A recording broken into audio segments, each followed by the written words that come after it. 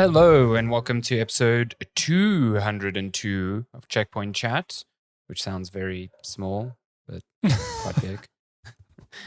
My name is Alessandro Barbosa. I'm joined, as always, by Matthew Figueira. That's quite an explanation. It sounds small, but it's big. It was so few syllables because I'm so used to 170 something. Now it's just 202. It's like, oh, yeah. We've hit that milestone. We've reset. This is the season refresh. It's episode 2. I've wondered if we'd ever do that. I don't think we would, but I know when we publish, you basically choose. I think it's like season 1. Oh yeah. On Anchor, they always ask you for a season and then an episode number. I'm like, this is always going to be 1. Yeah, we're running for a record on longest running season here. Call us, Guinness. I genuinely have no idea what it would do when, say I push it as season 2, like what it would do on like Apple or Spotify. Because like Serial and, all the crime podcasts, they have separate seasons. Yeah. And so they come up as separate products. Does it create a whole separate thing? I'm sure it does. Probably, yeah, because it probably encodes something on the RSS metadata that I don't know. I'm not going to try. Let's not do that. One day. We just have the whole of Checkpoint Chat under one thing and then there's just a random episode on this new. Yeah, no, let's not do that. Regular listeners like, I guess they finally quit. Yeah. One of them has split off and just made his own podcast and just called it the same thing. Yeah. We had creative differences. We decided that I get to keep the checkpoint, you keep the chats. Yes. Yeah. And then our video feed is just like, I have video on the left and nothing on the right, and you have it flipped. Oh my God. Yeah. Just talking to yourself. It's just like a blank screen. You can put you could put a cam on like you've been sleeping and just like you chatting to games. I could 100% do that. But it looks something like this. If I could have the floor for 1 second, how would I do this? I need to duplicate this. So I control C and I control V this, right? Oh my goodness. And then I do this. Hold on. Let me just unlock this. Oh boy, here we go. I just gotta so for audio listeners, if you can't see what's going on, I've copied the podcast. He's just duplicated. Matthew's just podcasting with himself right now. Oh, here's the coup de grace. Bam. Just me talking to myself. It's so weird because your hair is like a completely different like angle now. You do things like this, like just give yourself a man, that is a great review. Thanks. I agree with your opinion wholeheartedly. This is why I get to produce the show. The live production is actually more fun. Yeah. I'm just checking that my cats haven't like thrown themselves out of the windows. Yeah. Okay, and I wish I'd have done that because now I've realized your window is slightly to the right. Let me just adjust that there. That looks a bit better. Oh, just ever so slightly. See, this is live production. This is why you get paid triple. Now there's a white border there. Oh, God. I know. That's what it was. Anarchy has ensued on the video feed here. Yeah, audio listeners, be grateful. You're having the best time. Video. Yeah, your audio is pristine. Constantly pristine. You never have flipping windows or flipping microphones. You're never switching to mono or surround sound like indiscriminately. I hate that. Matthew's now having a heart attack because he doesn't know what he's done. Damn. Oh, there we go. He's a perfectionist. So there we go. There's like one pixel of white border and he's like, nah, got to fix it. Exactly. There we go. It's been a scorcher of a week. Unbelievable heat here in Joburg. If you are not familiar or do not live here, I guess if you live in Durban, this is like winter for you. Maybe I don't know. You like it's a bit cold. This is Durban weather, just minus the humidity because it is like the dryness of the heat is. It's crazy, and we're not getting rain apparently until November earliest. Till November. Oh my God! Hate to see it. I really worry about drought season with shit like that. When it's like that long. Yeah. Anyway, I mean, there are portions of Joburg that have like your water shedding already, which is just like which is real. Wild. It's y'all think load shedding's bad. Having no water is a whole. That is something I do not even want to think about. And the sorts of things that breaks, because pipes are super not designed to like not have water going through them. They are constantly needing a certain water and at a certain pressure, because that's how they were designed. Like, it leads to so many problems.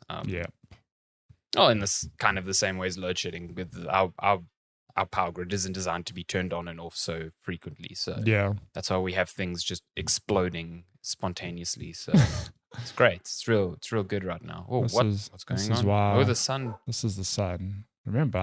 Okay, yeah. I'm having this podcast is 10 degrees hotter now. It's 10 degrees hotter. What sun is that from? That almost looks like something from Legend of Zelda. I don't know. I just Googled sun PNG and here we are. It almost looks like a cube with like light, like an object of power from some video game. Like you'd get that 3/4 into it, and now you have the thing that's needed to kill the boss. Sun. Yeah. Have the power of the sun. Yeah, solar panels. Yep. Well, wielding the power of the sun. Yeah, this is a hot podcast. Here's a question: Is the Master Sword actually a solar panel sword? Because it is charged by the moon and the sun in Breath of the Wild. So whenever Link has to fight Ganon, just goes outside, holds it out like a solar panel. So I can't fight Ganon today, load shedding. God, I hate that. When the blood moon's out, can't use the Master Sword. This is why Zelda's not based in South Africa. It just wouldn't work. Yeah, just absolutely, the Master Sword would be completely useless. He'd put it into the little stone to charge and nothing would happen. Yep. Then he gets on Twitter. He's like, "Listen, ESCOM. This is actually what Tears of the Kingdom is about. They've lost power, my God. So the kingdom Tears is crying. of South Africa. I can't believe it. This is too real." Anuma came here to South Africa. He's like, I've got my next idea. This place is suffering. My God. I'm trying to find one more thing to add. What do you call it? I'm blanking out. Oh, hang on, I found it. It's called. I actually can't remember what it's called. But you know when you tell a dry joke or something, and a little thing of dust rolls past in the desert. Tumbleweed. A tumbleweed. Yes, I couldn't for the life of me remember what that word was. If you're wondering, for a second, I was going to be like a savannah glass. Those watching the podcast video feed, if you scrub back a minute, just look at my blank expression, because I'm like, I'm trying to Google this on the side and listen to you and be very aware and present, and then I'm still like, what the hell is that? Tumbleweed. I like literally Google like a ball of dust. Get a ball of dust. Like that. Did something cool come up? Like Goku doing a Kamehameha with a ball of dust. Definitely not. So here we go. Joburg in the summer, and it's him just like throwing dust at people. That's what it does feel like. Jesus, this is today's I feel like I walk out my door and someone's waiting there just with a handful of dust, and it's like, just like dryness. Oh, there we go. This is today's theme. You've got the sun in the sky and a tumbleweed blowing past. You need to get John Marston, the little cowboy from Red Dead, and just put him there. That's what we all feel like. John Marston. I can do this. Have you never played Red Dead Redemption? Never played Red Dead Redemption. It's a bummer. It makes me so sad that because the GTA trilogy remasters did so poorly, because they were fucking shit. Yeah. That they kind of like canned the remaster for Red Dead Redemption, because that game to date is the only Rockstar game I've actually enjoyed. Because I don't vibe with the GTAs. I think, I'm not saying they're bad games. Mm-hmm. I just do not enjoy their open world structure. Yeah. And Red Dead Redemption 2, I've been meaning to play again, but I found it way too slow. Jesus. Oh my goodness. He's a big cowboy. Hello. But the first Red Dead Redemption, I remember at the time I was like very like, why would anyone want to play a cowboy game in this day and age? And then I got it because like reviews were so big, like good, and I was like, this game fucking rules. It is so cool, and it's so sad, like the story, and game's great. Good time. Me too. I'll play that one day. There is a quest there. There is a quest where you can find the 4 horses of the apocalypse and ride them. What? Yeah, it's pretty good. That's cool. Oh no, sorry, that was part of the expansion, the Undead Nightmare expansion, which makes more sense because there were zombies and supernatural shit. So yeah, that makes more sense. But it was rad. Like that sounded like a fun expansion. I'm surprised they haven't done anything like it for good. Red Dead Redemption 2. Good. And it was like standalone. You could just buy that and play that. It was so good. Yeah. It was great because it was like 10 hours. So it was quite condensed. It was like quite a condensed thing. Yeah, but you had access to the whole world. So do you know what every cowboy needs, even in the zombie apocalypse? Oh dear God. What a beautiful steed.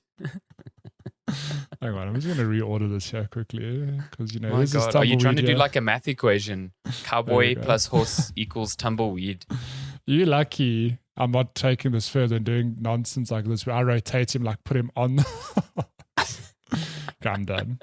Audio listeners, we've got a John Marston, a cartoon pony, a tumbleweed, and a cartoon steed on the and scene. A tumbleweed. Yeah, and the sun just absolutely annihilating them. Everything. I'm surprised you didn't get something from Mad Max because it really does feel like that.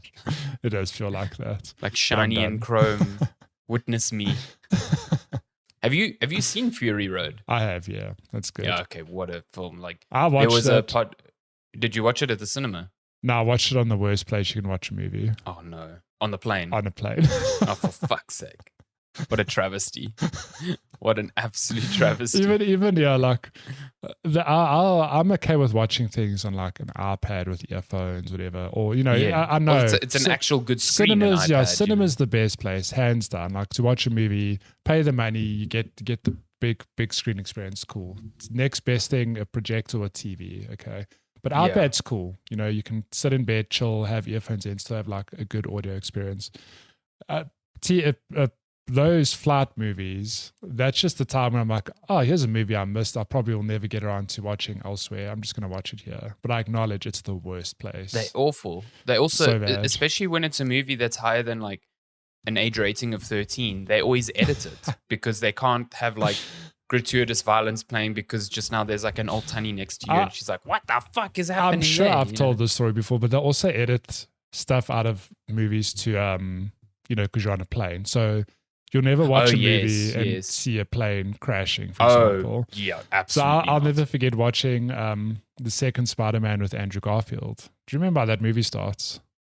Because that origin story is like, Uncle Ben was... his parents died in a plane crash. His parents were actually like scientists and, whatever. Yes, that movie opens with his mom and dad on a plane and the dad's like obviously done some very important research or something.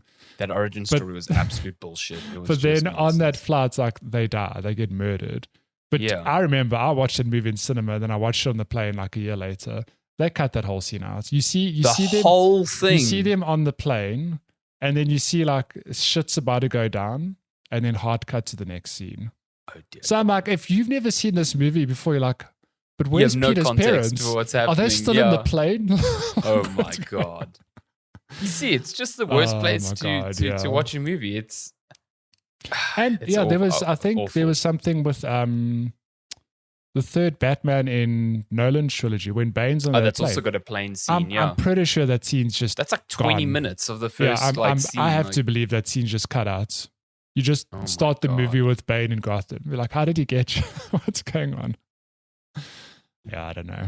It's crazy. Absolutely. I mean, I guess they'd never show like the whole of Die Hard 2 couldn't be shown there. Oh my God, like, the whole airport violence. Yeah, it's just like you could never actually show that. Or like what about Con Air? Would you ever show that? This is why, have you ever climbed into an Uber with a TV screen in the back? Nor have I. But I like to believe that exists somewhere in the world. You can't watch Die Hard 3 in those. Could you imagine? You just can't. My goodness. I was just looking up now. Mad Max. I remember this distinctly. I got the review copy for the game. No. For The Witcher 3 on the same day that Mad Max came out here. So I remember picking up the game. I went to Mega on that day to pick up a physical copy of the game, and then that evening went to watch Mad Max, and that's probably like one of the coolest like combo days ever because fuck, that movie rules. Oh my God. Yeah, it was really good. I'm very, very keen for is it a prequel? Furiosa. Or is it a sequel? No, it's a prequel. Prequel about Charlize Theron's character, but Charlize Theron is not playing her. Anya Taylor-Joy is playing Furiosa. So she's in place some chess in the wasteland. Yeah. I'm sure I've told you about the board game I found for Queen's Gambit. in I was at Rosebank a while back, and I like to peruse Hamleys for Lego. Is it just chess? No, that's the most confusing part. It's a board game that uses chess pieces that is not chess. Okay. And I was like, what? That would have been just make the it chess. Easiest cash grab ever. Just slap the Queen's Gambit chessboard. I mean, it's like this Queen's bizarre board that is squares like a chessboard, and you've got pieces that are chess pieces, but they move in completely different ways, and there's like a point system, and I was why the fuck? Why? This is so bizarre. Like, anyway. It's crazy. I was like quite visibly mad. I was like just staring at this thing for 5 minutes, trying to understand in what world this makes sense. Like, my goodness, could not figure it out. There we go. You know what else doesn't make sense? Video games. I mean, they sometimes half the make time, sense, but sometimes make sense. Sometimes. So it's a bit weird. I'm in the process of playing something that I can't talk about yet. Can you tell us what you're playing? Probably next week. I don't know. It's an upcoming release. Yeah, it's an upcoming. That's your head. That really it's vague enough because Jesus, there's a lot. Yeah, so I definitely can talk about it next week because it would have been out by then. So there's your hint. We want to play Street Fighter 6 beta this weekend, but we haven't yet. Yeah, just haven't had the chance. And I've seen people who have accessed have not been able to log on, or they've had weird experiences. I know, was it Jeff, I think, who tweeted, Jeff had some issues. But Darren said he got some games in. Yeah, Volt's biggest Street Fighter fan, unable to play. Hate to see it. So yeah, we'll probably talk about that next week as well. I just haven't had the chance to try it out. Because I think that's on today, tomorrow, and Monday. Yeah. So we definitely have a bunch of time to give it a go. I need to give my stretchy arm guy impressions. Oh, speaking of login issues, I've played very little. I've put a lot of time into playing not a lot of Overwatch 2. Which has been an absolute much anticipated sequel time. that released this week and was just an update for the first game. Yeah, so for those of you who don't know, Overwatch 1 came out in 2016, I think it was. No, which is wild that, to me. It's been that long ago. 6 years ago, I'm pretty sure. I could be wrong. 2016. Oh my god, it was early 2016. Wow. 6 years ago. I really thought it was like 2013, 14 around there. No. Wow. Oh, you think it's older than that? No, I feel I thought it was older. To me, it feels like Overwatch has simultaneously been around long, but not that as long as 6 years. To me, it feels like it's been around forever. Then again, 2016, that means it was around for 6 years. That's a long time. It's half a decade. And it won Game of the Year that year because Overwatch 1 is a really great multiplayer shooter. I mean, I remember I played a lot of it in its heyday, when it launched. And for some reason, I can't quite tell you why, I just fell off. A lot of balance changes have happened over the years. They've added new characters. So I think the last character I actually played in Overwatch 1 was when they added Orisa. So I've missed so much. Like I've missed Doomfist, I've missed Brigitte, I've missed Ash, I've missed Echo. Like they've added a lot to the game since then. And then obviously with the launch of Overwatch 2, they've now added Junker Queen, Sojourn, I don't know if I'm saying that right, and Kariko? Good Lord, I think it's butchering Kamiko. this. That's the newest one. But so if you're wondering why I'm like, I've hardly played Overwatch, just because the launch has been an absolute shit show. Like, sorry. It's been real sad to see Blizzard, who are the company behind World of Warcraft and all these big online games, have arguably one of the most awful launches in recent history. Like, I'm talking, you launch the game, you get slapped into a queue, and you'll literally wait an hour, if not two, to get into the game. And if you like me, on Thursday, I got into Overwatch after waiting for like maybe an hour. I played. Oh, look at that cattail! I know. It's just walking on my desk. Yeah. I got in after like an hour. My friends who were in were playing a match. I just joined a death match to wait for them. Played a bit of a death match. Got kicked out. Got put in the back of the queue again.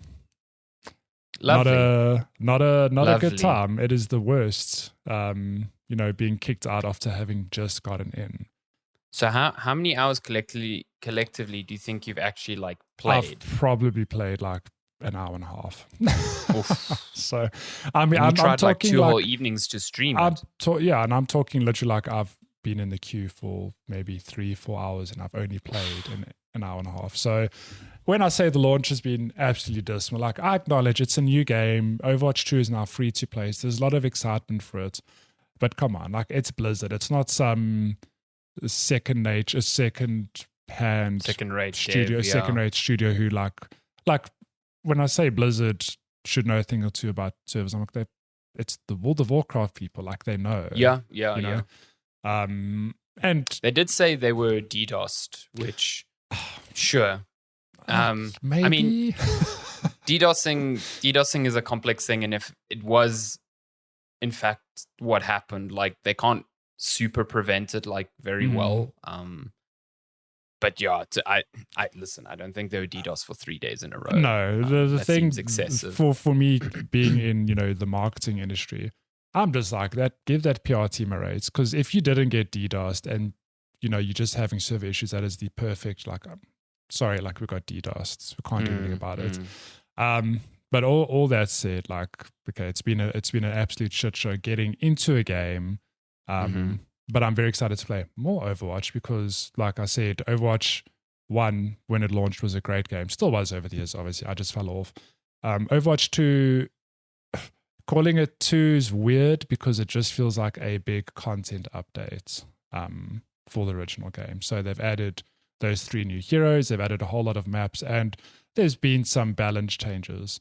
And like Overwatch is just fun. Like I've had fun playing the games I have played, and I'm very excited to play more. So I'm hoping this coming week I'll put a lot more time into it and I can talk about it properly next week. Cool. But I will say, like, just very quick impressions. The biggest change I think outside of the new heroes is that it's no longer 6v6. It is a 5v5 game now.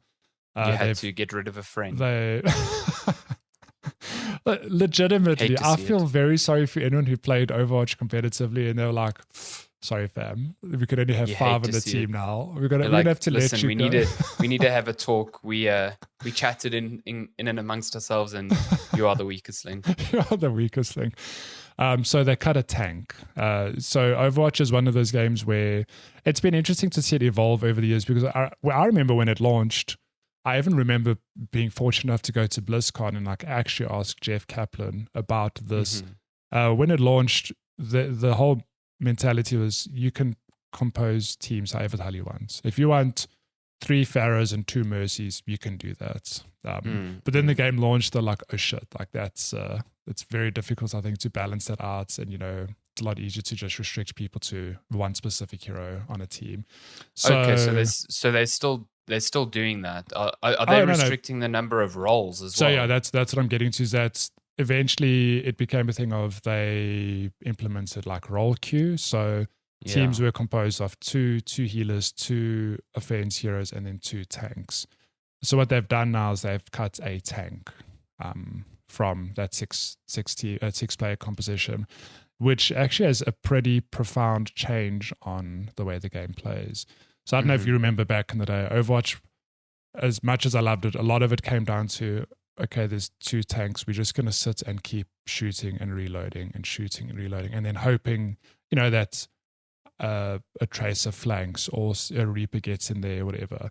Yeah, you'd always have a Reinhardt. Yeah, just chilling with the shield, and then you're just chipping away at it, but they being healed, and so removing a tank has just changed that up quite a lot, because now you only have 1 tank on a team. And over and above that, it seems like one of my friends said this, I don't know how, if this is an actual Blizzard quote, but apparently they're trying to steer away from having any form of formal shield in the game. Like they're literally trying to get them out of there. So, for example, Orisa has no shield. Like, I don't know if they ever did, but there are now instead abilities that either like buff up their health or help them, negate damage for a short amount of time. So it's less about you just chilling and standing in the middle, shielding up your team. Like you there to help, you there to obviously soak up the damage, but it feels more intuitive. Like you're more active. You're not just standing around. And also because there's 1 tank, it feels like there's a more emphasis on that one role on, you need to be good at what you're doing. Yes. Yeah. Like situationally. But it's just changed the flow of the game, and it's fun. Like it feels different. It feels good. And I'm very keen to put more time into it if I can get into a damn queue. Yeah. Yeah.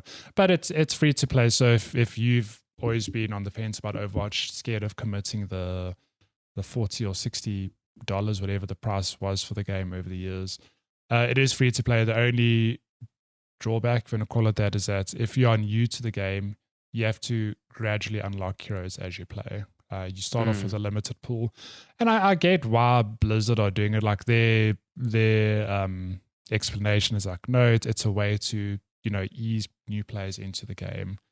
But I feel which is fair. It is a bit overwhelming, especially with the hero count now. Yeah, but then it's weird because one of my friends, Brad, has never played Overwatch. He joined the game, started with Lucio. Like that's a great hero to learn the game. Love that guy. Just being around you doing something, Yes, yeah. But then one of the first heroes he unlocked is Genji, and we're like, it's a bit of a weird choice to give new players that hero so early. Jesus, he's like a steep curve. Yeah, he's like, Genji's one of those heroes where like, cool, it's easy to understand how he works, but you really need to know the maps and the game to play that Genji's hero all about being super precise. Yeah, and like being, having game awareness to get around the back and pick off heroes. So like that's a bit weird. So I don't know, it's a big question mark.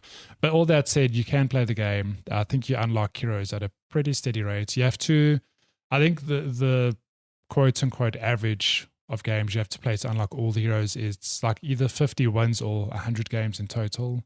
So I think the idea is like you'll win 50 but lose 50.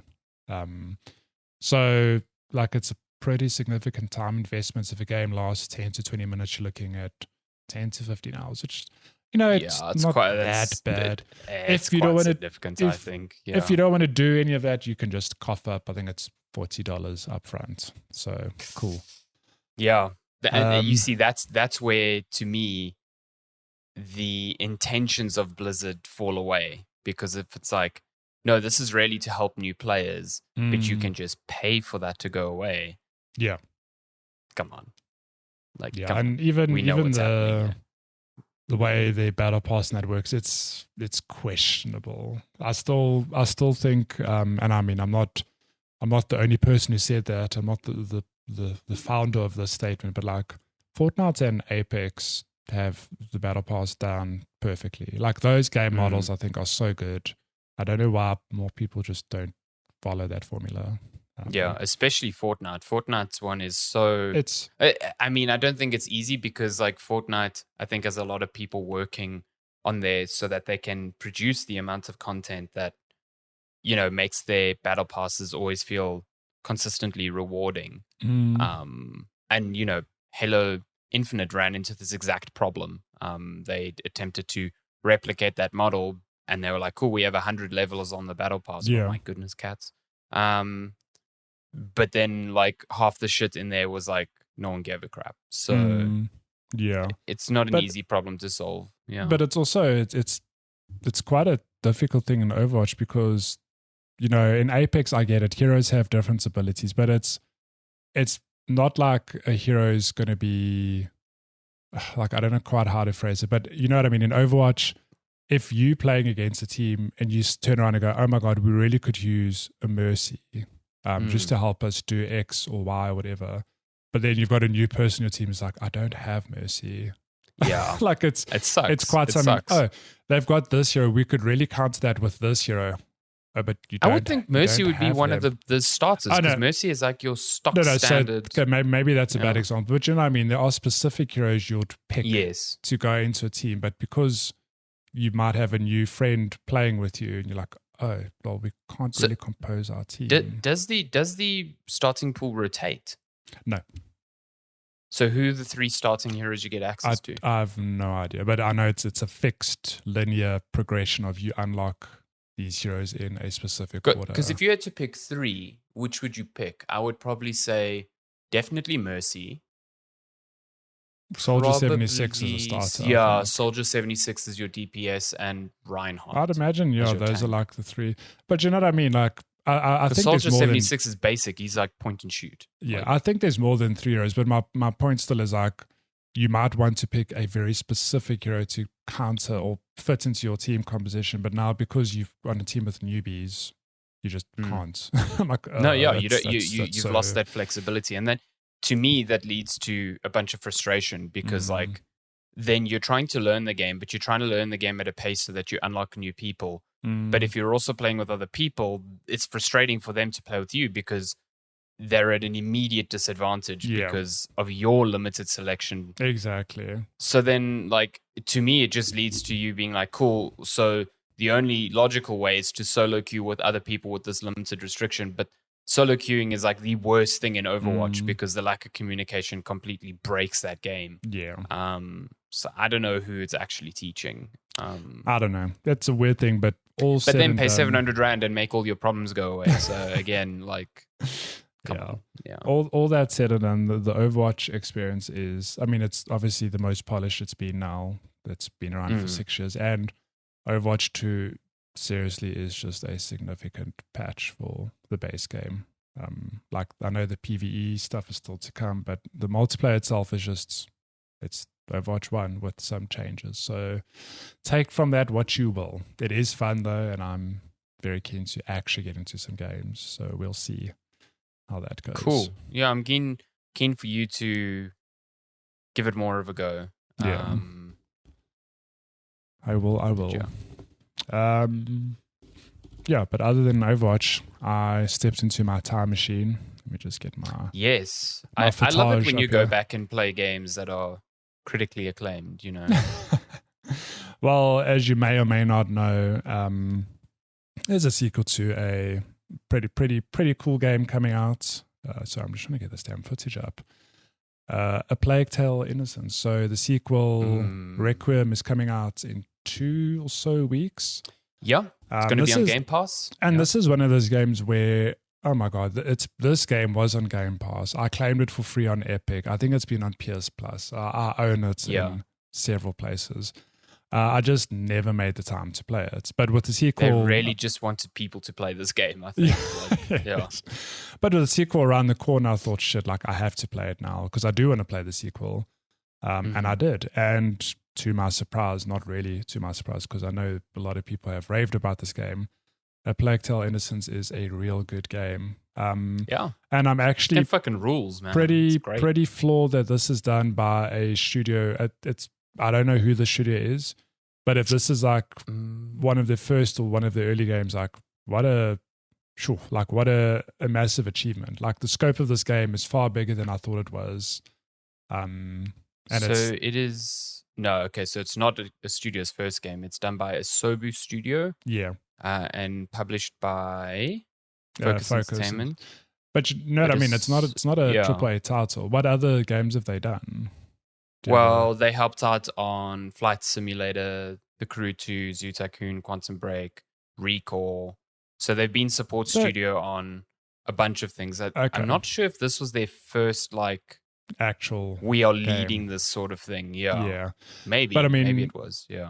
But my point remains that it's this, for all intents and purposes, like it's a bit rougher in certain places, but this feels like a proper AAA experience. Like to me, I was completely blown away by this. Is a real good narrative. Like there's a full story here. It's not a short. You know, some indie games will be super polished and really good, but then also really short. This is like a full 10 to 15 hour game with like voice dialogue throughout, proper story beats. And like it's. I think I was just blown away by. I mean.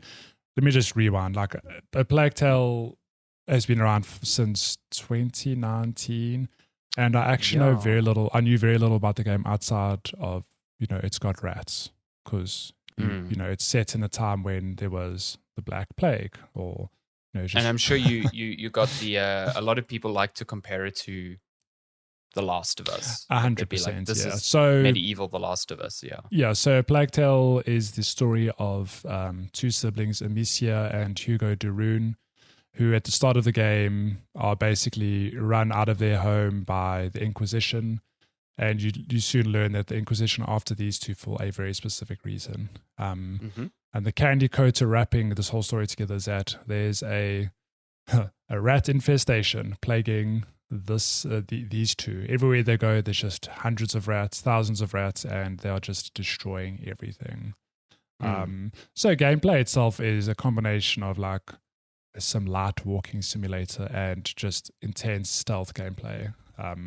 It's you sneaking around with the two of them and trying to figure out how to get past guards or the rats or both throughout the levels. And that Last of Us comparison comes in that. So if you're not watching the video footage, Amicia is like in her teens, I'd say, and then Hugo's a small boy. He's like 4, 5, 6. I think he's like 6. Yeah, very, very little. And most of the gameplay is you actually holding his hand and running through these environments, and either telling him to stay or follow you or do things. That Last of Us comparison is very on the nose because it's these two people, one being led by an older, more experienced person looking out for the younger one. But I was just completely blown away by, I don't know what I expected of this game, but I did not expect this. I thought it was I played it beginning of this year or just late last year. And I found the same. I was like, I remember, all the comparisons and everyone saying, oh, it's very good. It looks very good. I mean, the version we played is the one that they updated for newer consoles and PC. And it looks fantastic. It looks really good. Yeah. But I just thought, it's got that comparison to The Last of Us, but at the same time, it's a bit different because Joel and to a certain extent, Ellie, in both games, they felt quite capable in combat. Amicia is not that. No. Amicia's got like a little sling that you can chuck rocks with, and eventually you get the ability to like, if you hit someone in the head, they'll die. But even then, it's like if you take on like 3 people at once, you'll die because you just don't have enough time to line all the shots up. So it is very much about like very clever stealth circumventing, and I found the stealth really good. Like it is very much the linear stuff where it's like each little encounter is a small little puzzle that you need to solve that is a stealth puzzle, and there's things like you can see in the video here, you throw rocks at things to distract guards and then get past them and stuff, but it felt like I was thinking, it's not just like, okay, do this, do that, do this, do that. And certain parts you'll find that it's almost like mini arenas. Like there are 2 or 3 ways to get through, which is just like a nice little touch. It makes you feel like, oh, I actually have a choice of how I want to tackle this. All that said, though, I do find, like I completely agree with you. It feels like you are solving puzzles, but I do think the game is super simple in that at no point that I go like, what the hell am I meant to do here? It's usually like glaringly obvious, like, oh, I need to, hit that set of armor over there to get this guard to walk that way, and then I walk past. Like, it's got a good balance. It's pretty straightforward in that way. I felt like it only really got complex at the end for certain reasons. There's certain story and mechanical reasons where your options in combat completely change. And then the complexity ramps up in a very satisfying way. I found. But for the most part, it is Amicia is protecting Hugo as much as she can, and that means avoiding enemies as much as you can, or using things around you to lure danger towards enemies. Like I think the whole system of like taking out lights so that the rats can come and eat guards is really clever. It reminds me a lot of that second act in Gears of War where you did that with light and those like flying creatures in the air. I think it's very clever. Yeah, so I mean, I'll say like the puzzles are pretty straightforward, but the way they mix things up throughout the game, like you start off the game with, okay, you can just throw rocks. But very soon you start getting introduced to new mechanics or things of like, oh, now you can craft this thing, which, like an example, okay, you can only kill a guard if they're not wearing a helmet. However, you can craft this specific item that will let, or it's almost like acid. You throw it at them, it forces them to take their helmet off, and then you can hit them. I forgot you got different like weapon or like projectile types. And it's actually it goes not deep, but there's like quite a lot. It's like, oh, by the end of the game, it's like, damn, you can craft so much stuff here. Like you really do. You do get like a little workbench that you use to like upgrade your stuff. Okay, yeah, exactly. Yeah, okay. Even that. It's funny how this game you don't really need that stuff, but you do have the option of like, okay, cool. Here's a workbench. Do you want to be able to, charge up your sling quicker? Do you want to have more ammunition? Do you want to be able to craft more ammo? Like you do get choices, which it's just a nice touch. It's like RPG super light in that way. Yeah, which is pretty neat. But yeah, this has definitely primed me for the sequel. I think, like I'm excited for the sequel, but I'm very interested to see where they take it. I'm curious because like this definitely felt story-wise. I think the story is very good. It punches really, really hard. There's some really hectic moments. I will just sorry to interject. This game does not pull back its punches. Like there are some very visceral and graphic things shown on screen, and people die. It's like it's quite unrelenting in that way. Which even that also took me aback. It's like, oh my god, like yeah. But at the same time, it felt very wrapped up by the end. I thought. So I mean, I assume they did that because they weren't even sure if they were going to be making a sequel. Yeah. But yeah, I'm curious to see where the sequel goes because I feel like the trick that the game hides from you most of the game is now known. So what do they do in a sequel to kind of like?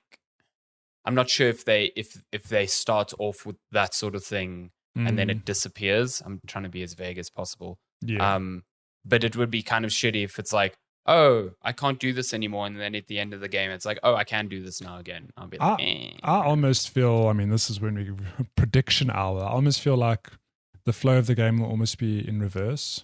That makes sense, where you can do a certain thing, but by the end, you can no longer, or the puzzles you face are the opposites. Almost like trying to find like a cure or something like that. Yeah, I don't know. Interesting. We'll maybe that'd be quite interesting. Yeah, you'll see. But yeah, I'm very excited for it, and I've like not actually watched a lot. I don't even think they've put out much to do with the sequel. Just that it's like kind of there was out like the announcement or reveal trailer, and I think they've put out a short, like 12 minutes gameplay. Oh, gameplay thing. Yeah. Okay. I think I was like, nah, I'm good. I don't need to watch this because like I will just play it when it comes out. So yeah. Plague Tale, Innocence. It's on every bloody platform just about. I don't know if it's on Switch, but it's on old gen consoles. It's on new gen consoles. It was on Game Pass, no longer anymore. But I can't imagine it costing too much now. Worth playing, definitely. If you're looking for a 10 to maybe 15 hour like narrative driven, it's quite palatable. I think. Yeah, it's very good, and it doesn't take long to get super interesting. No. Cool. Should we move on to game releases? Is that game releases? Tis game releases. So we're looking at games out from today, 8th of October, up until the 15th, if I'm not mistaken. 14th. Need to learn to math. Oh my god, I need to scroll down so far in this list now. Oh no. 8th of October till the 14th. Oh my goodness, there's so many. There's a lot. Oh my goodness, it just doesn't stop. Jeez. Okay, I'm going to fly through these because this is a lot. It's too much.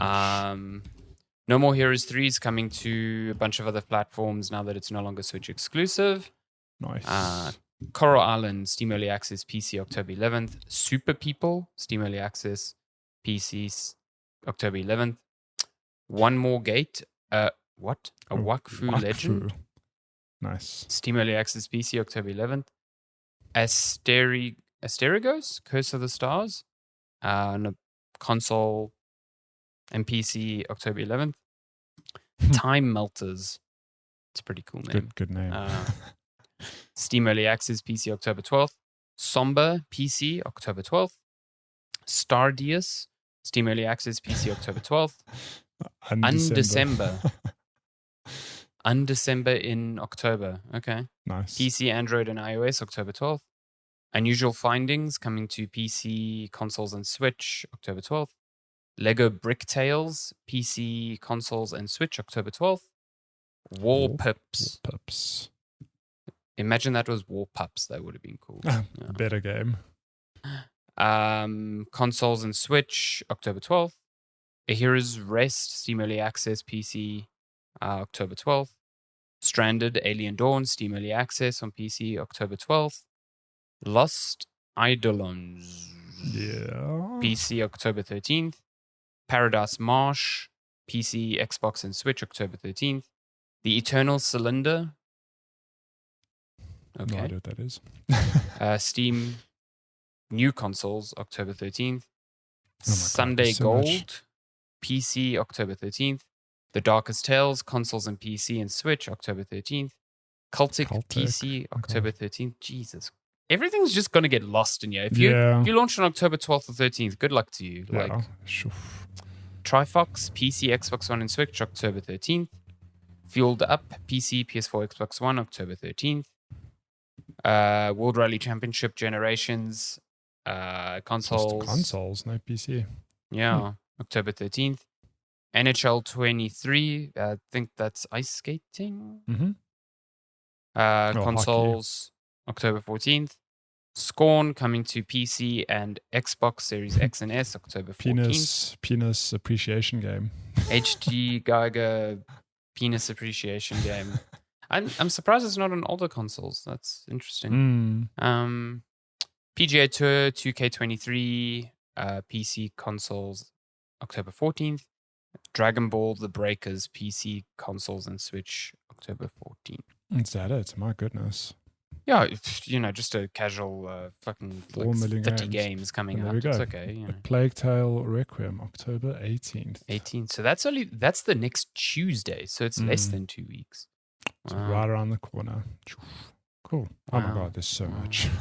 I know there's so much. I'm not even going to look at the rest of this because it stresses me out. Gaming news. Cool. Gaming news. There's quite a bit. Yeah, there's a lot of news this week. What should we start with, though? There's just too much. I think we should start with the thing everyone's talking about, and that is how un-Mario-like Chris Pratt's voice is. The Mario trailer. Let me just put this up here quickly. I thought this trailer was cool.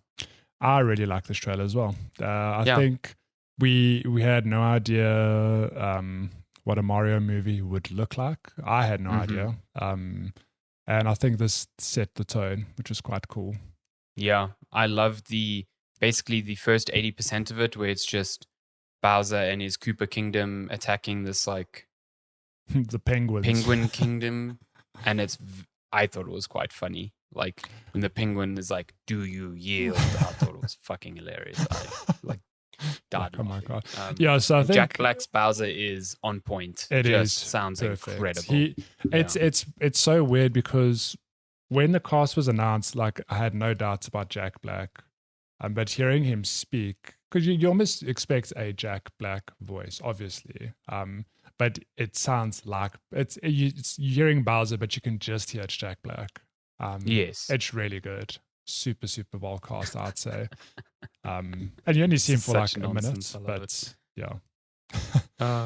that's too good. But yeah, Chris Pratt's Mario, on the other hand, it's been funny reading the discourse this week because I think he said like, I've put a lot of work into this. The accent I've got is unlike anything you've heard.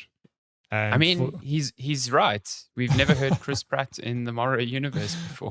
But for the most part, the dialogue you do hear from Mario is literally Chris Pratt's like, "Oh, okay, I'm just Mario." Being fucking and Chris then Pratt. There's one line where you can hear like an Italian twang, like just a hint, and it's awful of Italian. Yeah. Oh my God, what happened to your face? It's not no, I'm frozen. How did this happen? There you go.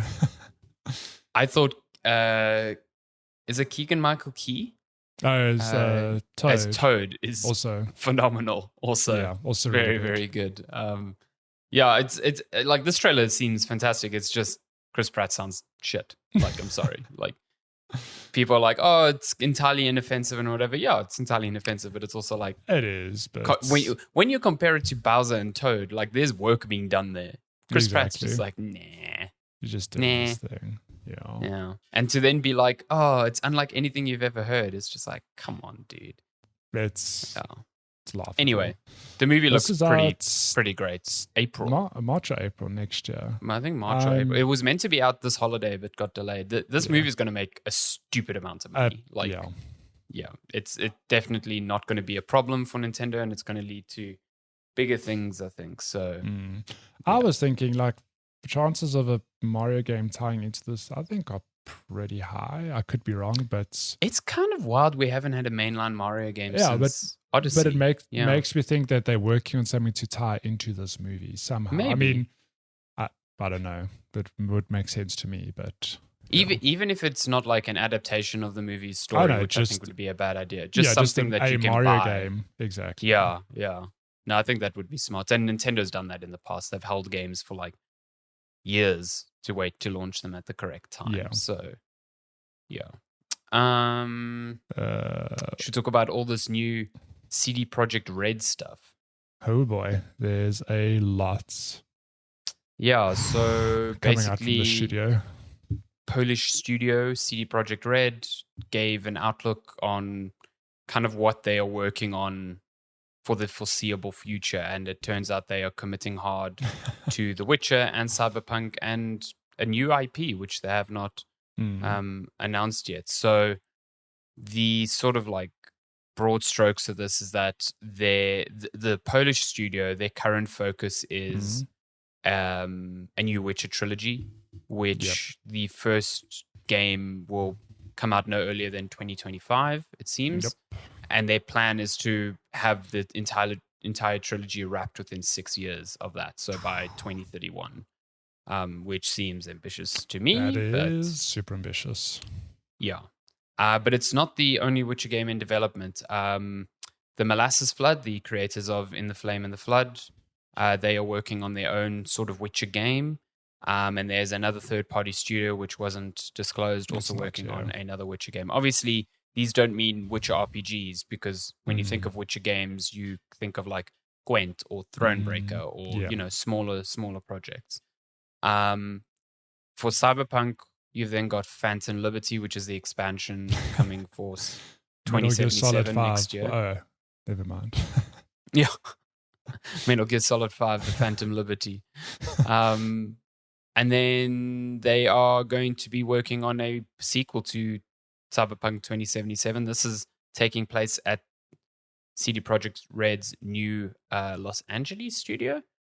So apparently a lot of the team leads there are actually moving to the US to lead this there. So I don't know whether this means this gets developed in parallel with the new Witcher trilogy, but they did specifically mention the Witcher stuff is what will be first to come out. So and then beyond that, there is a brand new IP, which is basically just them saying, brand new IP. Just doing a thing. Yeah. But so much in the pipeline for this studio, which is exciting. Like, I do like CD Projekt Red. I think it's a shame their good name got tarnished by Cyberpunk's rocky launch.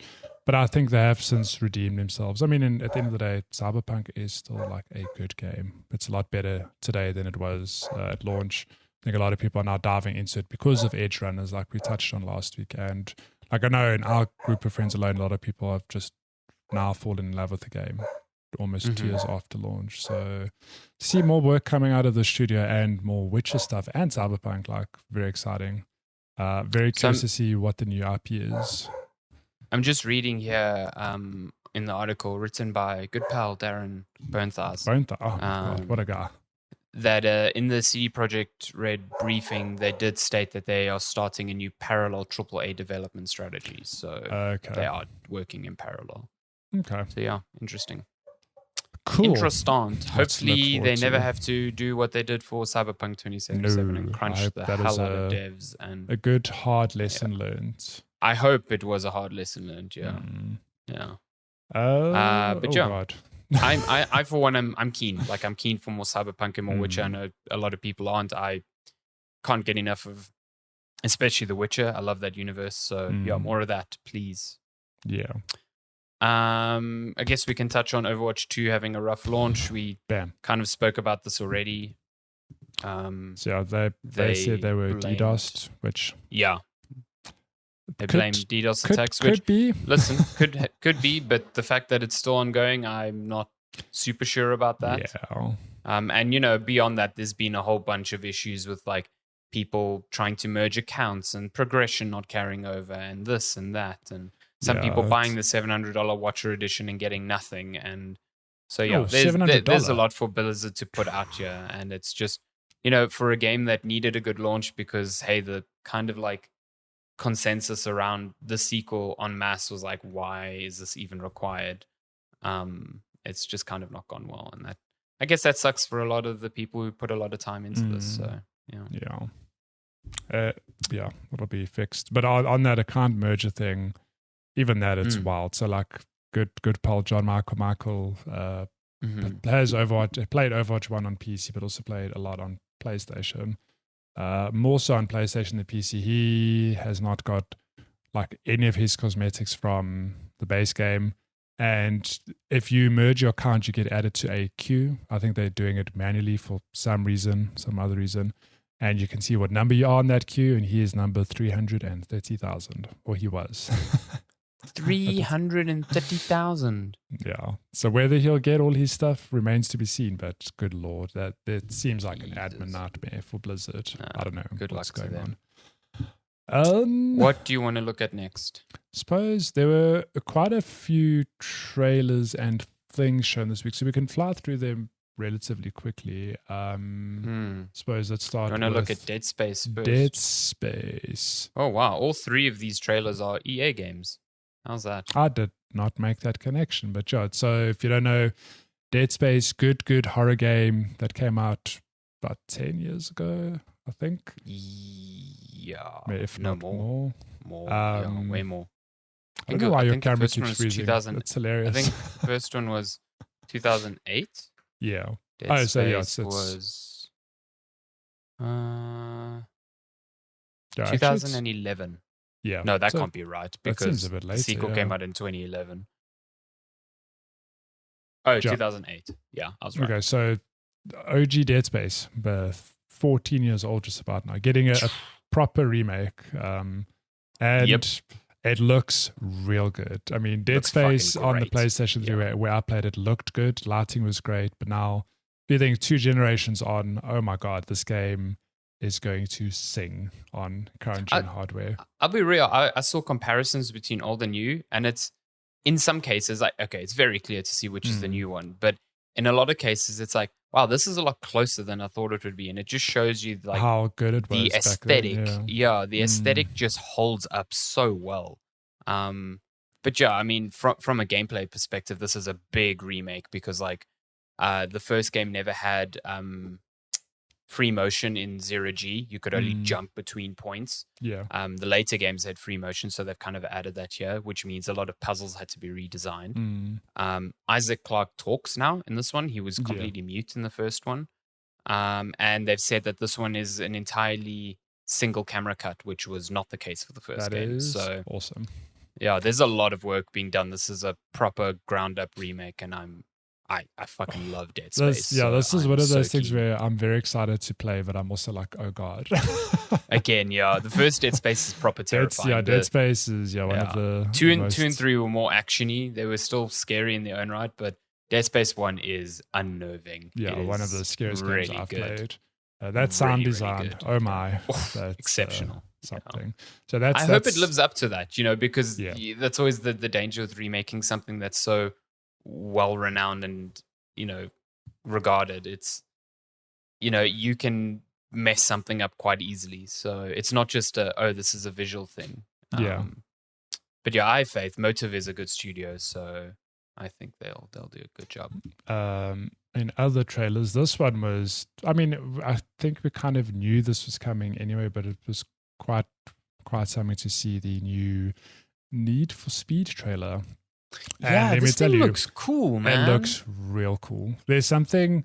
So if you're watching the video feed, you're watching the trailer. There are. It's like It almost looks like live action, but these people have been painted. If that makes sense. Yeah, it's very Japanese anime style, but its own distinct kind of style as well. Like, but very tuna era, like graffiti style to it almost. But if you've watched Street Fighter 6 gameplay, this reminds me so much of that. Of in Street Fighter, you land a punch and then like paint splashes out of the characters. I didn't even put that together, but you're very right. This Need for Speed, it has that thing of the style. It almost looks kind of cel shaded, but it's not. But in the races themselves, it looks like there's graffiti that like splashes onto the screen. It's very cool. Like you've got the like tire smoke that is like very cartoony from your car. Noel actually mentioned at the office this week. It's funny how all these years later, it feels like a lot of people are catching up with what Into the Spider-Verse did with this like I don't know, like these bright punchy colors. And it does make me think, if we've got Street Fighter 6 and our Need for Speed, are we just going to see this trend of this style of game for like the next year or two? That's actually a really good comparison, because like looking at the footage now, it almost looks like the graffiti elements run at like a different frame rate to the rest of the game, which is exactly what Into the Spider-Verse did. So that's a good pull. Did we say the name for this game? Need for Speed Unbound. Unbound, yeah. And it's out coming December 2nd. Oh my God. Yeah. It's like out in less than 2 months. Which is crazy. And it is funny because I'm keen to see proper gameplay, because I don't know how much of that was like cinematics, or like realistic of what you'll actually see when you're playing the game. If the gameplay looks like that, though, that is very cool. I love that style. It's the most interesting Need for Speed in a decade. since Underground. Still the best Need for Speed game. With that Snoop Dogg track that kicks in at the beginning. That is still one of the most iconic soundtracks. I think everyone will recognize that. Underground and Underground 2. Oh my. What great game. I will say, though, that if you want to play a really good game, and they've remastered it recently, a really good Need for Speed, I think it came out in 2011. It was the same year as Portal 2. Need for Speed Hot Pursuit, that they, at the time, was like a remake or reintroduction of Hot Pursuit. Yeah. And now they've remastered it. That game fucking rules. Like, it's so good. So that's cool. Yeah. I think that's the last time I had a lot of fun with Need for Speed, to be honest. And then in the last slew of EA news, we have... So Wild Hearts was revealed... Was it like I think a week prior. I think we spoke about it last week. We spoke about it. Now we've got actual gameplay footage. It looks interesting. It's good. It's one of those things where... So this is me obviously nitpicking, because I'm now a big Monster Hunter fan. It's one of the things where I'm like, it looks interesting, but how does it feel to play it? Like, let's go. Look at that Breath of the Wildness in there. Yeah. Breath of the Wild introduces the glider, and every other game has to have some exactly. Can't wait for Ghost of Tsushima 2 to have a glider. Oh my God, I would not be surprised. I mean, Horizon Forbidden West had its own glider. Very necessary. Which made no sense. It was just energy. It's not catching fucking air. What's it doing? So visually, I think this game looks gorgeous. I do like the style it's going for. And in terms of, how they sort of, not reinventing, but adding their own flair to this sort of genre of monster hunting games, is that, it is very much you're an old school warrior who's like wielding a katana, for example, but there's this cool technological spin where you're using, I don't know if they explain what it is, but you're using these tools, very futuristic things to, navigate the map, to glide, to do cool moves, that sort of thing. Even just like do a double jump there. You threw a panel below you and then did a double jump. Yeah, but then I see the combat and I'm like, I hope it feels good. Like, it looks okay. It still looks a little bit rough to me.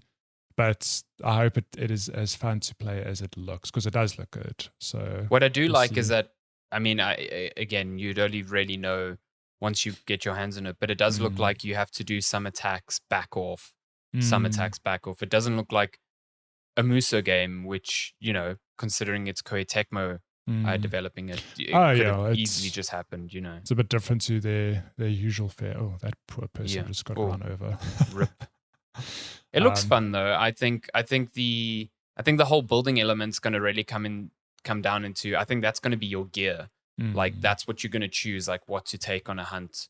Exactly. And yeah. like you saw there, he did some fire attacks and then he was placing some traps. So I think that's going to be the preparation part. And you know, like you would know, preparation is everything in a Monster Hunter game. So yeah. So, yeah. It looks Quite good. keen to see more of that. Visually, it looks really good. I think it looks beautiful. Yeah. As in, this would not run on Switch. Beautiful. No, definitely not. That's not a Switch game. It might come to the cloud. You never know. Yeah. God, I couldn't think of anything worse trying to play Monster Hunter via the cloud. Oh my God. And then, last few pieces of news. The PlayStation 5 has been jailbroken. But as you told me before we started recording, that you can load games onto your PS5 if you jailbreak it, but you cannot launch them. So rip those dreams of playing things like PT today. Yeah, I was looking at this, and it was Lance McDonald, who's, you know, is quite prolific in the Bloodborne community for, you know, unofficial patches that get it up to 60 FPS and all of that. He was showcasing this, and yeah, he jailbroke it and he was able to download PT, but you can't launch it. So yeah, it only gives you read and write access, no execute access. So, but I mean, I guess it's the first step. Yeah, I was going to say, does this not open up the door to, you know, keep tinkering away to maybe launching stuff? I don't know. But yeah, it is interesting that these things take time. Like, it's not like the PlayStation launches and then within a week it's just broken. I think it takes people a long time to figure out how to, you know, get into the nitty gritty. But I don't know. Yeah. In last pieces of news, I'm like dying to sneeze, but it's not coming. Excuse me. Sorry. Kojima Productions confirms that Elle Fanning will feature in its next game. Everyone pretends to be shocked. Yeah. I mean, wasn't it kind of like presumed from the first teaser? Like someone did like a contrast negative on that thing and figured out it was her anyway. So yeah. It seems like there was a producer who changed their or reshared that thing with the hashtag Death Stranding 2. So like, yeah, I'm pretty sure it's a Death Stranding 2. Yeah, it's Death Stranding 2. I think the argument, well, not the argument, but the question was whether this was Death Stranding 2 or the cloud game that he's making for Microsoft. So yeah. But I feel Death Stranding 2's a lot closer. So yes, I would assume so. There. Yeah. I think that's definitely coming out before the cloud game. I would not be surprised if it gets revealed at the Game Awards and comes out like next year. Because when did Death Stranding come out? 2020? It's a few years ago now, though, yeah. No, I think it's 2019 even. It was like quite a while ago. Death Stranding, yeah, 2019. Yeah. So 2023 is 4 years. Yeah, it seems about right. And it was a long time between announce and release of the first one, but he was also building a studio. Exactly. So it's a completely different ball game now. Yeah. 4 years, I think, yeah. On that, have you listened to Kojima's new podcast, Brain Structure? I have not given it a go yet. Have you tried it? It's great. I love Kojima. Is it? I need to give it a go. But it's funny because the whole thing is like, you know, brain structure. We dive into the brain of Hideo Kojima and how does he come up with his ideas. And the first episode is very interesting. He's like, is it all translated? Sorry to like. Oh yeah. So you can listen straight up in Japanese, or there's like an English dubbed version where you hear him speak, and obviously somebody's like translating over him. Okay, got you. It's quite cool. But it's funny because the first episode is like it introduces the podcast and he touches a bit on how his history and how Metal Gear came to be, whatever. Like, cool, that's pretty interesting. Episode 2 is straight up, he's like, yeah, I watched Nope. Really love this movie. And he spends the full half an hour just talking about this movie. And I was like his podcast is basically his tweets, like a tweet longer. I was like, okay, like you've marked, and I guess you could be like, okay, like I understand why Kojima does certain things, because obviously like he loves this sort of genre of movie and explains like his history, but it's just so left field from first episode of like, this is how Metal Gear came to be, to I watched Nope and I really liked it, and like it's just him rambling about it. And then episode 3 and 4, it's him with a Japanese anime director whose name I cannot recall. But it's just them like old friends catching up, talking about like producing and just their history. And then episode 5, he's got Jordan Peele, the director of Nope. And he's talking to him. So he's back on Nope. But I was like, this is so strange. And it's funny though, because like, not that there's anything wrong with it, but it's like every episode's like brain structure. We dive into Hideo Kojima's brain and how he comes up with these ideas. It's like on this episode, we're talking to Jordan Peele, and it's them going, Jordan Peele's like, hey man, like I listened to your podcast that you watched, Nope. I was like very touched by it because like I'm a huge fan of yours. And it's just them complimenting each other. Like the whole time, like, I love your work. No, I love your work. And it's like, okay. Worth listening to though. Oh my God. Would recommend. I love Kojima. It's like the most Kojima thing though. I'm like, of course this is what the podcast is. I need to listen to it. I really need to listen to it. And the episodes are short. They're like 25, 30 minutes each. Okay, but sorry. Kojima's working on Death Stranding 2 and podcasting between all of this. Last piece of news, which is pretty exciting. You no longer need a reservation to buy a Steam Deck. I think this was coming. Pretty cool. The manner in which like reservations, Valve kept saying, "Oh, we've got orders out quicker than possible." This that. So now you don't need to wait in a queue. As soon as you order, it will 1 or 2 days later it will ship, which is rad. And I hope with this stock backlog now, or buffer, they can maybe expand to new regions or focus on that, because now the focus isn't on like, God, we need to keep up for demand, whatever. And I think a lot of this is, also semiconductor production ramping way up this year. So, but that's cool. The docking station's coming out too, which is pretty neat. It's not like the Switch dock, which, plugs it into power and gives it more power and stuff like that. This is literally just it's a dock that you can put it on, and then you can connect like Ethernet and USB and display out, so you can use it on a monitor.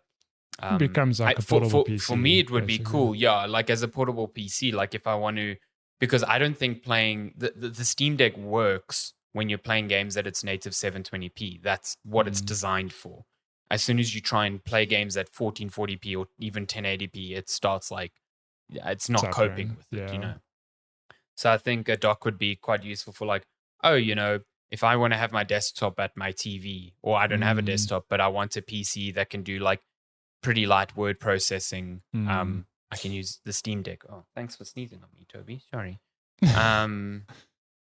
So yeah, it's pretty cool. I don't know what the dock costs, because every time I go to Steam, it's like, this isn't available in your region. And I'm like, okay, well, I just want to see the fucking price. I just want to see the price, man. Like, come on. I'm pretty sure it's expensive, because these sorts of docks are not cheap. I would wager about $100. And you'd need a controller to go with it, if you want to. Yeah, well then, you can plug in like a mouse and keyboard or a controller. Yeah, it is interesting. I mean, I don't know. Obviously, I have zero context on how hardware actually works, but it is interesting that it doesn't add any juice to the Steam Deck. Like if it upscaled to 1080, gave it just a little bit of extra processing power.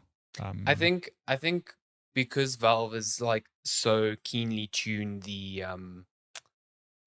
performance of the thing is, it's a PC, it's not a Switch. The Switch, exactly, as soon as you unplug it, it goes into like a lower power operating mode for battery life. Yeah, the deck is like, you can do whatever the fuck you want. Like you can set the power limit of your thing to the max or 50%, and that will affect battery life. So I think that's why it doesn't give it any extra juice. So, it's like, that makes sense. Because you can push it to its max already. Like it doesn't matter. Yeah. Okay. So yeah. Well, there we go. That's all the gaming news this week. That means we're moving on to questions. If you would like to send us a question, you can email us checkpointchatpodcast@gmail.com, or you can find us on our social platforms at Checkpoint Chat. So What is on the docket just for this week? check. There's nothing on Twitter. There was nothing on Twitter it. when I checked this morning.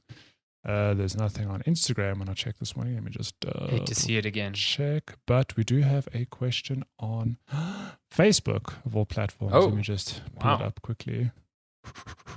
And no emails either. No On one's Mark emailing. Zuckerberg's website of choice. No one's emailing the world's longest email in the world. So we actually got a question from Franco, from the Francos. Is it? Wait, hold on. Franco Senior or Junior? No, Junior. Okay, Jesus. We had Franco Senior messaging of like, oh my God, what is going on I would be here? very confused by that. So I'd welcome it, but I'd be very confused. So he says so much as don't you think Sony and Jim Ryan are throwing their name away by trying so hard to stop the Blizzard acquisition?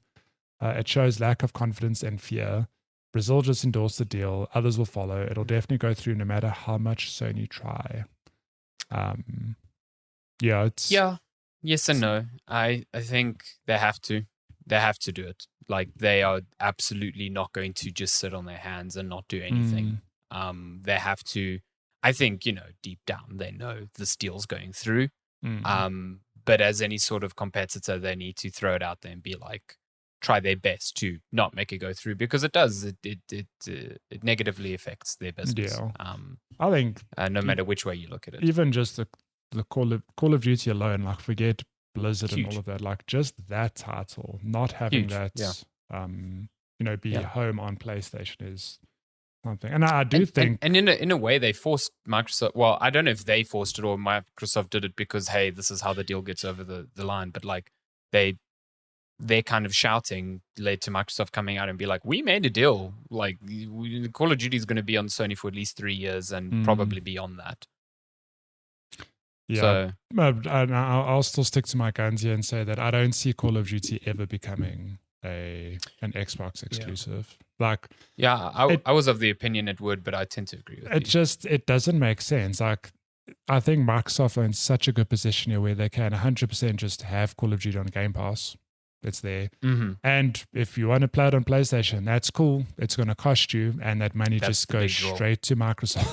and that's what Sony's arguing about. Yeah. They really don't like that, because it's not the fact that it's going to be on PlayStation. It's the fact that it's going to devalue their platform because it's more expensive. And in my opinion, that's a Sony problem. That is absolutely 100%. Your problem to solve. That is not Microsoft's problem. Yeah. Because Microsoft could come in and be like, hey, Gears of War is multi-platform, but it's free on Xbox. It's like, it's a Sony problem. It would be a big dick move, though, for Sony to be like, we'll give you Bloodborne, put on Game Pass.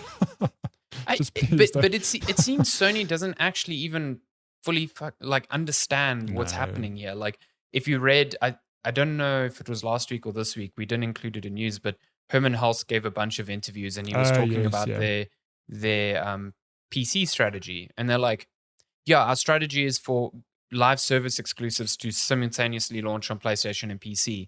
But for single player exclusives, it's going to be a year apart. I'm like, why? It makes no sense. Like, you're missing the boat of like what people want and why Microsoft is like completely caning you in this strategy. Like, but yeah, it's a weird choice, even just putting it like that, because like, and then on top of it, there's no service for those exclusives to exist on for you to just get access to them. It's just like. But I mean, like, if any Microsoft launch, I mean, outside of the very specific Age of Empires, which is PC only, like Forza Horizon 5 comes to Xbox and PC. Like, it's okay to do that. I don't know why they insist on having this year gap where you'll just make more money if you put it on another platform. Like, it's fascinating watching all their big titles come to PC now, because it's finding brand new audiences.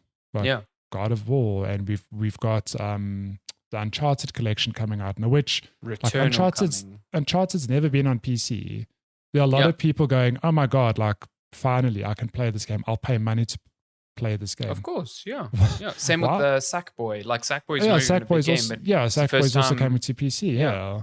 I don't know. It's don't weird. Understand. Do they think it devalues their PlayStation 5? Like, in my opinion, maybe they have data that suggests otherwise, but in my opinion, like the number of people that have a PS5 and a PC is tiny. It's teeny tiny. Like the number of people that own a PlayStation and an Xbox is tiny when compared to the majority of the market. Everyone invests in one platform because that's how most people game. So to release them on both at the same time isn't going to be like, oh, well, we could have actually got 2 sales because some PS5 people also buy it on PC. Those people will eventually do the same thing. Like, and I can tell you, if they release Spider-Man on both at the same time, would I probably buy it on PC down the line to see how it looked? Yep, probably. Like, but you wouldn't buy it at full price either. But I won't pay it at full price anyway. No. Like, I maybe there are a number of people that are doing that are like, we are double dipping and paying full price both times because there's a gap. But I still don't understand, how small that minority is to justify this strategy. Like, I personally don't get it. Like, there's no reasoning that he gave that made sense as to why this makes sense. And then they go away from that strategy for live service because they need the player base, obviously. Yeah. So yeah, I don't get it. Going back to the original question, I don't think they've destroyed their name, but I think they've definitely lost in the court of public opinion when it comes to this, because I don't see a lot of people. I do see it, but I don't see a lot of people siding with Sony and being like, Sony is right in this and Sony is fighting the fight for the people. They absolutely aren't, because they are out here arguing against exclusivity while pushing their own exclusivity. Yeah. So it just makes them look stupid. Like, I think the same day that whole thing from Jim Ryan came out where he's like, Call of Duty can never be exclusive, blah, blah, blah, was the same day the beta was announced as a week exclusive on PlayStation. It's like, the fuck you guys doing? Like, come on. So I get where they're coming from, but their timing and messaging around it has really not won them any like brownie points. Yeah, I think it's also, we've spoken about this at length like the last year or two. It's just weird how the decisions they make, it's not like destroying the name, but it does make them look dumb. Like, come on, Sony. It seems so glaringly obvious to us, the consumers, to follow X route, but you just like refuse to do it. And like as an example, there was a week or two ago, there was evidence that there's a brand new model of the PlayStation 5 out. Like a quiet revision, like they've done before. Everyone does it because as things get cheaper or they find more efficient ways of production, they change the internals, and they just put a new model number on it. And on a teardown on that, it turns out that they had found a more efficient way to cool the PS5, so it actually uses less electricity. And the size of the heatsink is smaller because it doesn't need to be as large. So it costs less to produce. Yeah. Which console went up by $50 in price? Yeah. Like, come on. So they found a way to make their production cheaper, and those savings should have been passed on to the consumer, or at least offset any issues with currency. Just don't change the price just of charging the console more. Then. Yeah. I don't know.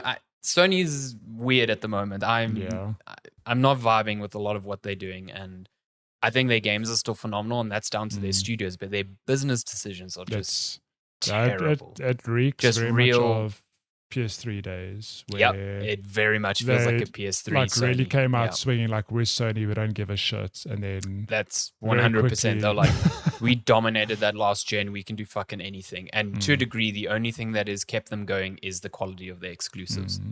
Like, the exclusives keep hitting and they keep being good, but whereas in the PS3 era, their exclusives were non-existent at the beginning of that era. Yeah. But yeah. Anyway, there we go. Thank you for the question. Thanks for the question. See you for pizza real soon. Man, I went there the other day and I felt real bad because I got there and it was all booked out. And Frank Jr. looked very sad. He's like, I'm sorry, I can't help you. And I felt bad because I was you have to book. You just have to. It's my fault. Book. Yeah. I tried, but I did try the calzone and your recommendation. Real good. Which one did you try? Pretty good. Did you try the one with sausage and spinach? Yeah. It's spinach. The one that's on the menu. Isn't there only one on the menu? There's two. There's one with ham and cheese and there's one with like cheese, sausage, How did spinach. I miss that one? Okay, I definitely got the one with spinach. It was very good. But can you order any pizza into a calzone? I do not know. It does not say. Because so next time I'm I going to go, ask I'll next ask. time. I want to order like my favorite pizza. Diavola in a calzone. Or even That would be that chicken banger. feta and or just the pizza salsicha in a calzone. Oh my god! Imagine.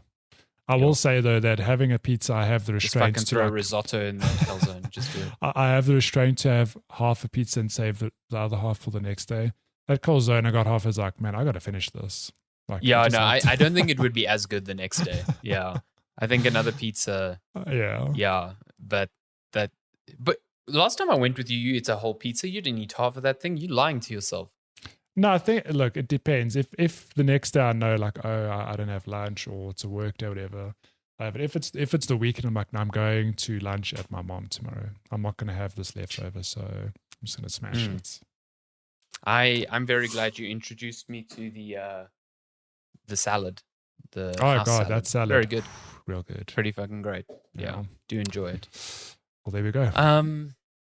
But yeah, that's been episode 202. As always, thank you so much for listening. We appreciate you. Thanks for all the questions. Hopefully there's more next time. Well, if there's not, there's not. I don't need to force people to ask questions. Ask them when you have a good thing to ask, like Frank Jr. And we will see you next week on the Checkpoint Chat podcast. 203. Have a great week, Matthew. Don't enjoy the power. Don't melt in the sun. Lasts. Yeah, enjoy the power while it lasts. And we'll be back next time. Okay, bye. Let me just clean the slate here for the next episode. Oh my god. Hang on, let me just look at that. Oh, we just okay for next time. For next time. Okay. Now we can say bye. Goodbye. Bye.